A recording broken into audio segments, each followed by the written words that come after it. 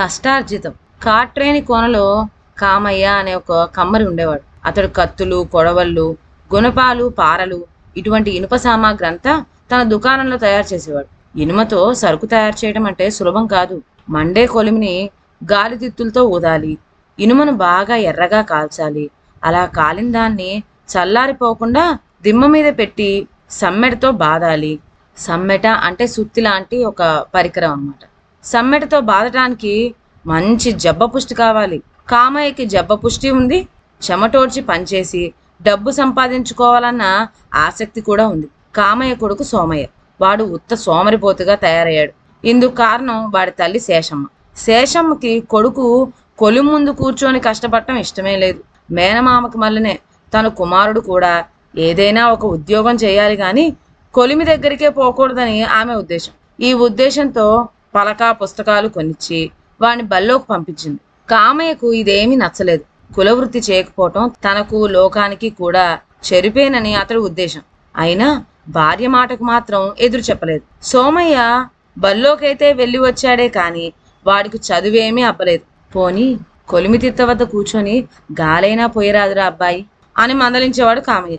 కానీ కూర్చొని పని చేయటం కన్నా రోడ్లెమ్మట తిరగటమే సరదాగా కనపడి సోమయ్య తండ్రి కంటపట్టమే మానేశాడు. కామయ్య క్రమంగా పెద్దవాడైనాడు. ఒంట్లో సత్తు తగ్గిపోయింది. నా తర్వాత ఈ దుకాణం మూసివేయవలసిందేనా అనిపించి చింతించాడు. నేను సంపాదించిందంతా నా కొడుకు 3 పూట్లలో తగిలెట్టేస్తాడు. తర్వాత అడుక్కు తినటమే నా గతి అని వాపోయాడు. భార్యను పిలిచి, మన వాణ్ణి రెంటికి చెడ్డ రేవడగా చేశావు, ఇప్పటికైనా బుద్ధి తెచ్చుకోమను, కులవృత్తి నేర్చుకోమను అని మళ్ళీ చెప్పి చూశాడు. తొందర పడకయ్యా, వాడు ఊరికే ఉండలేదు, ఏదో ఉద్యోగం కోసం వెతుకులాడుతూనే ఉన్నాడు అంది శేషమ్మ కొడుకు మీద గారం కొద్ది. కామయ్యకు ఒళ్ళు మండింది. ఏమిటి ఉద్యోగమా? వాడికి నీకు కూడా కష్టార్జితం అంటే ఏమిటో తెలియకుండా పోతోంది. నేను సంపాదించిన దాంతో తర్వాత కులుకుదామనుకుంటున్నాడా కామేశు? నా స్వార్జితంలో చిల్లి గవ్వ కూడా వాడికి ముట్టనివ్వను. ఏమనుకున్నావో? పని నేర్చింది మొదలు ఈనాటి వరకు నేను రోజు 3 రూపాయలైనా కళ్ళ చూడందే దుకాణం ముయ్యలేదు. వీన్ని 3 రూపాయలు కాదు కదా, 3 పావలాలు సంపాదించమని చూద్దాం అన్నాడు ఆవేశంతో ఉడికిపోతూ. అంతట్లోకి సోమయ్య వచ్చాడు. వారితో శేషమ్మ, ఏమిరా నానిగా, మీ బాబు నిన్ను ఉత్తి చవటగా కట్టేశాడు చూసావట్రా, 3 పావలాలైనా సంపాదించలేవట నువ్వు అంది. సోమయ్య, ఓస్ అదెంత, చిటికలో గడించుకొస్తా అని చెప్పాడు. సోమయ్య వెళ్ళాడు. కానీ వాడికి సంపాదన అంటే ఏదో తెలిస్తేగా. పావలా కాసులు చెట్టుకు కాస్తాయా ఏమన్నానా? కోసుకు చక్కా రావటానికి 3 జాముల దాకా అక్కడ తిరిగి వచ్చి, అమ్మా తలనొప్పిగా ఉందే, ఎండను బడి తిరిగొస్తున్నాను అని చెప్పాడు. ఏమన్నా గడించావట్రా బాబీగా అంది శేషమ్మ. లేదు, భోంచేసి పెడతాలే మళ్ళీ అన్నాడు సోమయ్య. భోజనం చేసి పడుకొని సాయంత్రం దాకా నిద్రపోయాడు. తండ్రి దుకాణం మించి వచ్చి 3 పావలాలేవిరా అంటే ఏమిటి చెప్పడం? వాడికి హఠాత్తుగా ఒక ఆలోచన తట్టింది. అమ్మా, రేపు సంపాదిస్తాను, ఇవాళ మటుకు నా 3 పావలాలు నువ్వే ఇవ్వు అన్నాడు. తండ్రి ముందు పసివాడు నవ్వులు పాలు అవుతాడేమోనని శేషమ్మ డబ్బు పెట్టెలోంచి 3 పావలా కాసులు తెచ్చి ఇచ్చింది.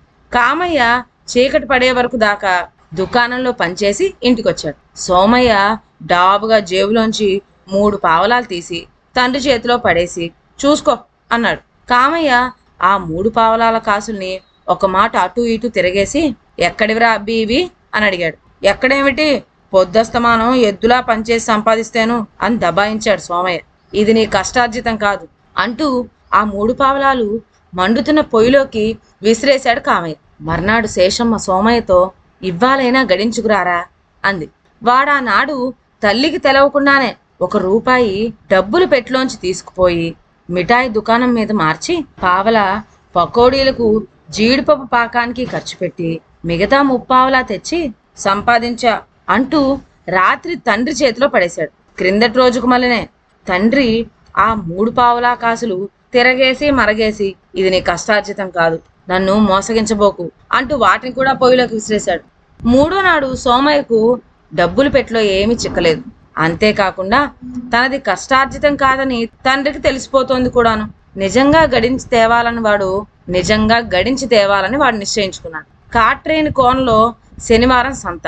వాడు సంతకు పోయి మూటా ముళ్ళ మోసి కూలి డబ్బులు అర్జించడం ప్రారంభించాడు. చీకటి పడేదాకా మోసిన పావలా పోగవలేదు. మర్నాడే బల్ల గూటి వద్దకు పోయి పెట్టే బేడ ఊళ్ళోకి మోసుకుపోవటానికి ఒప్పుకొని డబ్బు గడించాడు. బలమైన వాడైన సోమయ్యకు శ్రమపడటం అలవాటు లేదు గనక పెట్టెలు మోయటం అంటే కష్టమే అనిపించింది. కానీ పట్టుదలతో పనిచేశాడు. అయితే రోజంతా మోస్తే 6 అణాల కన్నా ఎక్కువ కిట్టలేదు. మర్నాడు కూడా మోస్తే గాని ముప్పావలా కూడా లేదు. ముప్పావలా పోగొవటంతోనే సోమయ్య తండ్రి చేతిలో వేశాడు. కామయ్య యథాప్రకారం ఇది నీ కష్టార్జితం కాదు అంటూ పొయ్యిలోకి విసిరాడు. కానీ ఈ మాట సోమయ్య ఇదివరకులాగా చూస్తూ ఊరుకోక పరిగెత్తుకు వెళ్ళి పొయ్యిలోంచి పావలా కాసుల్ని గబగబా పైకి లాగాడు. కామయ్య చిరునవ్వుతో, అబ్బాయి, ఇది నీ కష్టార్జితం. ఇంతకు ముందు 2 సార్లు సొమ్ము పొయ్యిలో పారేస్తే నీకు రవ్వంతైనా బాధించలేదు. ఎంచేత అది నీ కష్టార్జితం కాదు గనక. కష్టార్జితమైన సొమ్ము మీద ఇలాగే మమకారం ఉంటుంది. ఎవడో గడించి ఇస్తే దాని విలువ తెలియదు. కనుక ఎవడి మానాన వాడు కష్టపడి గడించుకోవాలి అన్నాడు. నిజమే నాన్న అన్నాడు సోమయ్య. సంపాదించే విలువ తెలిసిన సోమయ్య కష్టపడి ప్రయోజకుడై తల్లిదండ్రులను సంతోషపెట్టి తను కూడా సుఖపడ్డాడు. ఈ కథలోని నీతి ఏమిటంటే కష్టపడి సంపాదించాలి. తేరగా వచ్చిన డబ్బు చేతిలో ఎక్కువసేపు ఆగదు. మన కష్టార్జితం అయితే ఆచి తూచి మనం ఖర్చు పెడతాం. కాబట్టి బాగా చదువుకొని మంచి ఉద్యోగం సంపాదించి కష్టపడి పనిచేసి డబ్బు సంపాదించాలి. అర్థమైందా పిల్లలు? ఇదండి వాళ్ళ కథ. మరొక మంచి కథతో నెక్స్ట్ వీడియోలో కలుద్దాం. అంతవరకు సెలవు. నా ఛానల్లోని కథలు మీకు నచ్చినట్లయితే నా ఛానల్ను లైక్ చేసి సబ్స్క్రైబ్ చేయండి. షేర్ చేయడం మర్చిపోవద్దు. కొత్త కథల నోటిఫికేషన్ కోసం బెల్ ఐకాన్ ప్రెస్ చేయండి. Thank you.